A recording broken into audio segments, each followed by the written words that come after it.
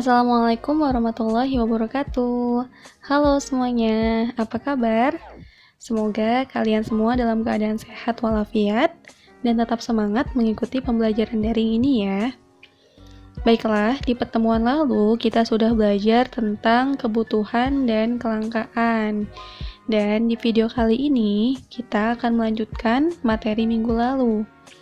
Baiklah, yang akan kita pelajari di pertemuan hari ini adalah tentang alat pemenuhan kebutuhan.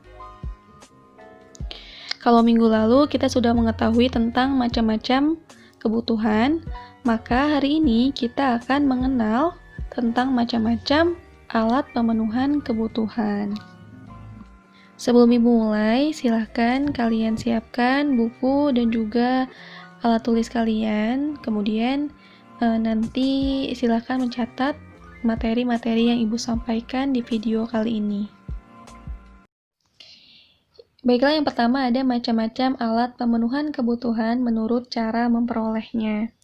Nah, menurut cara memperolehnya atau menurut kelangkaannya, itu dibedakan menjadi dua. Yang pertama ada barang ekonomis. Nah, barang ekonomis itu sendiri adalah semua barang yang keberadaannya terbatas, sehingga untuk memperolehnya memerlukan pengorbanan baik material maupun fisik.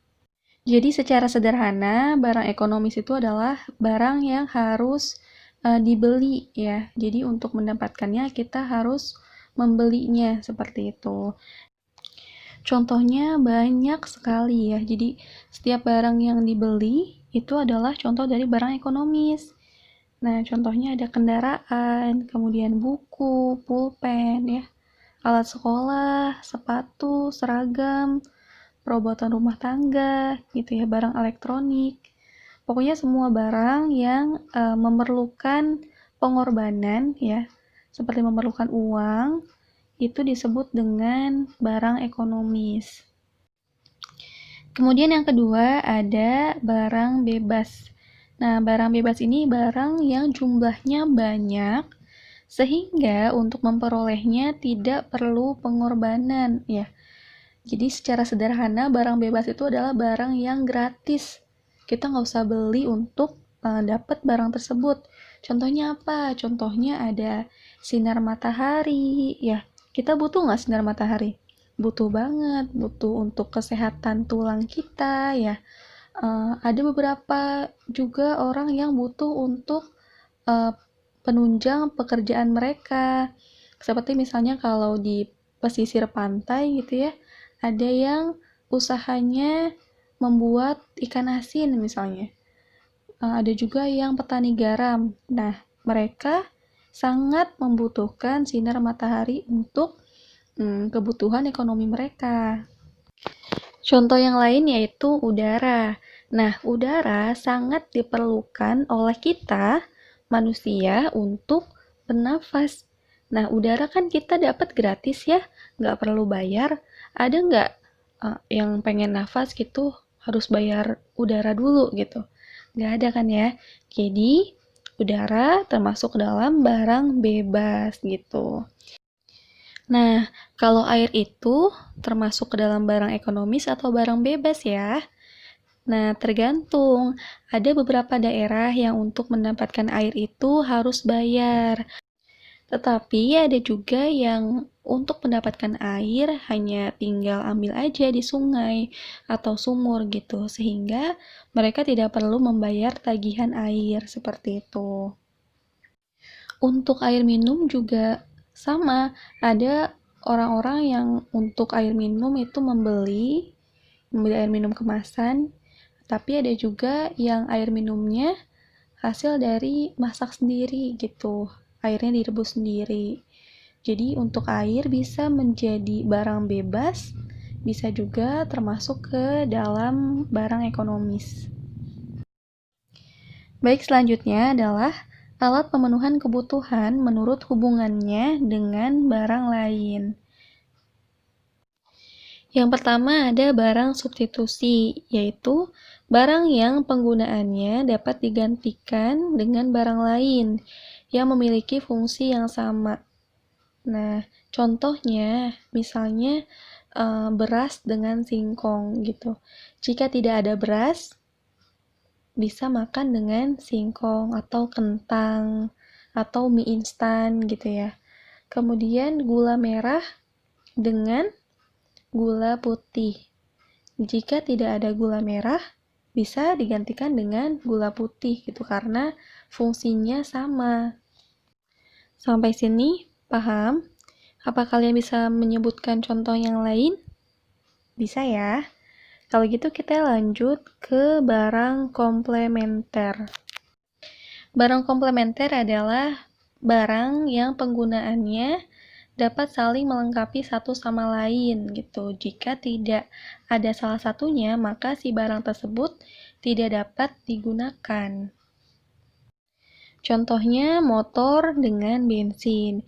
Jika motor tidak diberi bahan bakar, maka motor tersebut tidak dapat digunakan. Kemudian kompor dengan gas. Jika kompor tidak ada gasnya, maka kompor tersebut juga tidak bisa digunakan. Selanjutnya adalah alat pemenuhan kebutuhan menurut tujuan penggunaannya. Nah, dilihat dari tujuan penggunaannya, barang dapat dikelompokkan menjadi barang produksi dan barang konsumsi. Barang produksi disebut juga dengan barang modal. Nah, contohnya ada lahan, mesin, dan gedung. Nah, kalau barang konsumsi itu adalah barang yang dapat langsung digunakan untuk memenuhi kebutuhan. Barang konsumsi juga disebut dengan barang jadi atau barang siap pakai. Jadi, barang konsumsi ini adalah hasil dari barang produksi, seperti itu. Jadi, kalau barang produksi itu tidak bisa habis gitu, tidak habis dipakai, sedangkan barang konsumsi adalah barang yang habis dipakai. Seperti tadi contoh barang produksi ada lahan, kemudian gedung, mesin ya. Ketiga barang tersebut adalah barang yang tidak habis dipakai gitu. Jadi belinya cuma sekali aja, namanya juga barang modal ya. Jadi untuk membelinya hanya sekali saja di awal gitu dan bisa digunakan terus-menerus gitu. Tidak seperti barang konsumsi yang habis dipakai gitu. Barang konsumsi pembeliannya itu terus-menerus gitu, seperti makanan kan langsung habis beli lagi gitu kan. Buku tulis gitu habis beli lagi. Pakaian sudah tidak muat, sudah rusak, beli lagi, seperti itu. Untuk contoh barang konsumsi itu banyak sekali ya, beragam macamnya, tergantung kebutuhannya masing-masing.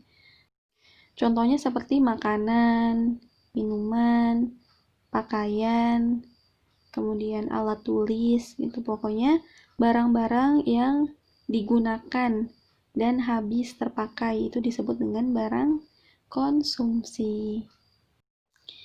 Yang terakhir ada alat pemenuhan kebutuhan menurut proses pembuatannya. Nah, menurut proses pembuatannya, barang-barang ini dibagi menjadi 3 macam. Yang pertama ada barang mentah, barang setengah jadi, dan barang jadi. Barang mentah ini adalah barang yang tidak bisa langsung digunakan.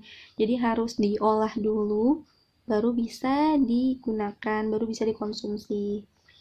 Contohnya seperti padi, kemudian kayu, ya, kapuk, gitu. Selanjutnya adalah barang setengah jadi. Barang setengah jadi yaitu barang atau alat pemuas kebutuhan yang masih dalam proses produksi. Contohnya ada benang. Benang harus diproduksi dulu menjadi kain. Dari kain baru bisa jadi baju. Kemudian tepung. Tepung harus diproduksi dulu jadi kue gitu ya.